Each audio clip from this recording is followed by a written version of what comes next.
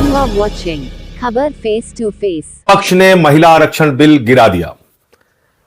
सारा गोदी मीडिया चिल्ला चिल्ला के, चीख चीख के वही बात कह रहा है जो मोदी जी कहते हैं, जो भारतीय जनता पार्टी के लोग कहते हैं। मैं तो कह रहा हूं इन चैनलों को अपना नाम बदल के बीजेपी के नाम से रख देना चाहिए।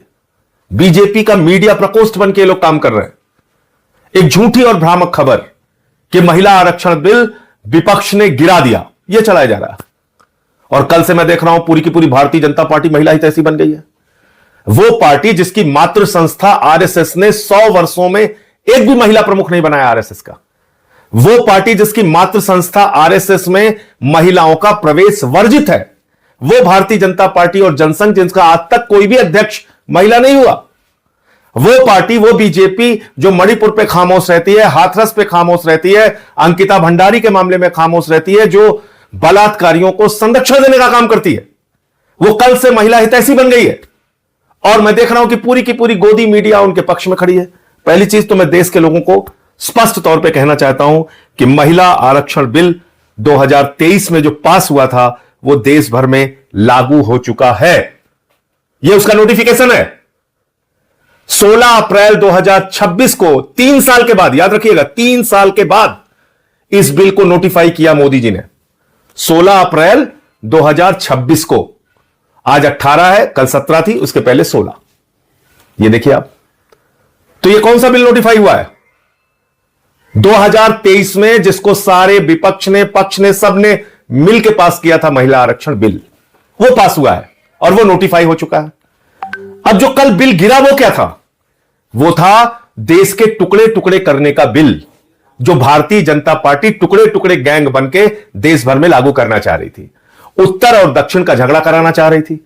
बंगाल की सीटें कम, उड़ीसा की सीटें कम, तमाम राज्यों के बीच में असंतोष पैदा करना चाह रही थी। तो आपसे मैं पूछना चाहता हूं, क्या आप देश में असंतोष चाहते हैं? क्या लड़ाई झगड़ा चाहते हैं? क्या भारतीय झगड़ा पार्टी जो चाहती है कि साउथ और नॉर्थ के बीच में झगड़े शुरू हो जाए, क्या इससे आप भी सहमत हैं? कोई नहीं सहमत हो सकता। जो भी सच्चा हिंदुस्तानी होगा वो देश में शांति चाहेगा।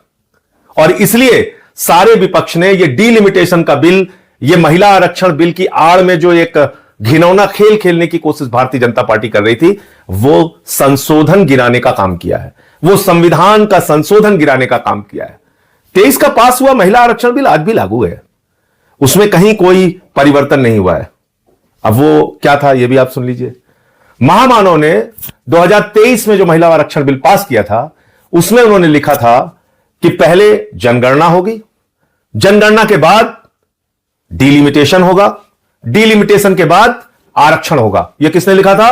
2023 में महामानव आदरणीय नरेंद्र मोदी जी, उन्होंने लिखा था, हमने नहीं लिखा था।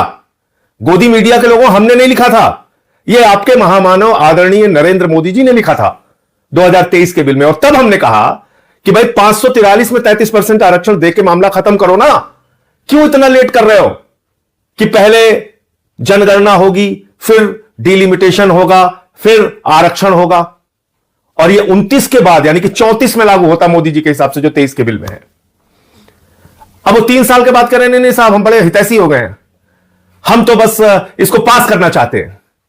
यह कितनी झूठी और बेबुनियाद बात है कि 3 साल तक वो 2023 का बिल इन्होंने नोटिफाई नहीं किया था, जिसके ऊपर संशोधन लेके आए।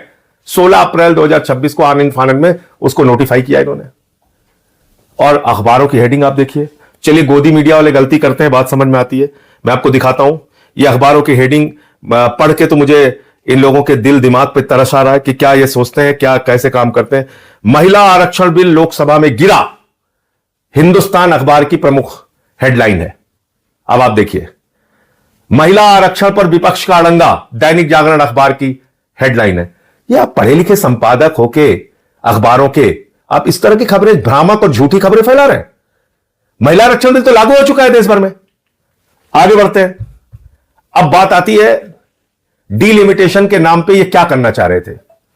ये इस बिल को आनंद फानंद में क्यों लेके आए? क्योंकि इनको बंगाल और तमिलनाडु का चुनाव दिख रहा था। इनको लगा हम देश भर में ये प्रचारित करेंगे कि देखिए देखिए साहब, महिलाओं के आरक्षण के खिलाफ है पूरा का पूरा विपक्ष और हमको चुनावी फायदा हो जाएगा। लेकिन मामला उल्टा हो गया। मामला यह हो गया कि आप 2011 की जनगणना के मुताबिक डिलिमिटेशन करने की बात कर रहे थे, जिसमें बंगाल की सीटें कम हो रही हैं, तमिलनाडु की सीटें कम हो रही हैं, तो उन लोगों ने अपने अपने राज्यों में इसको बड़ा मुद्दा बना दिया, तो लेने के देने पड़ गए, लेने के देने पड़ गए मोदी जी को। जिसने भी उनको मूर्खतापूर्ण सलाह दी वो लेने के देने पड़ गए। अब तमिलनाडु में मुद्दा बन गया कि उनका प्रतिनिधित्व आप कम कर रहे थे, बंगाल में मुद्दा बन गया कि उनका प्रतिनिधित्व आप कम कर रहे थे, तो इसका भारी नुकसान बंगाल और तमिलनाडु के चुनाव में आपको उठाना पड़ेगा। दूसरी बात, कितना घिनौना खेल खेलती है बीजेपी। कभी आपने सोचा बीजेपी इतना घिनौना खेल खेलती है कि अभी एक स्टिंग ऑपरेशन हुआ है हुमायूं कबीर का, जो बाबरी मस्जिद बना रहा है, जिसने अपनी पार्टी बना के वहां पे चुनाव लड़ने का काम किया। उस हुमायूं कबीर ने कहा कि हमको बीजेपी ने 1000 करोड़ रुपए चुनाव लड़ने के लिए दिए हैं, 1000 करोड़ रुपए, और हुमायूं कबीर बाबरी मस्जिद बनवा रहा है वहां पे। इसका मतलब बीजेपी के पैसे से बाबरी मस्जिद बन रहा है वहां पे। इतना ही नहीं, हुमायूं कबीर को केंद्र सरकार ने जेड कैटेगरी की सुरक्षा दी है। जो व्यक्ति बाबरी मस्जिद बनवा रहा है उसको मोदी ने जेड कैटेगरी की सुरक्षा क्यों दी है? क्या इतना नहीं सोच पा रहे हैं आप लोग? क्या इतनी आंखों पे पट्टी बांध ली आप लोगों ने कि कितना घिनौना खेल खेलती है बीजेपी? इसलिए इन लोगों से सावधान रहिए। और मैं फिर दोहराना चाहता हूं, महिला आरक्षण बिल 2023 में जो पास हुआ था वो लागू हो चुका है। डीलिमिटेशन बिल के जरिए जो देश के टुकड़े टुकड़े करने की, आपस में लड़ाने की, उत्तर दक्षिण का झगड़ा कराने की जो कोशिश थी, वो कोशिश विपक्ष ने मिलकर नाकाम किया है। जय हिंद।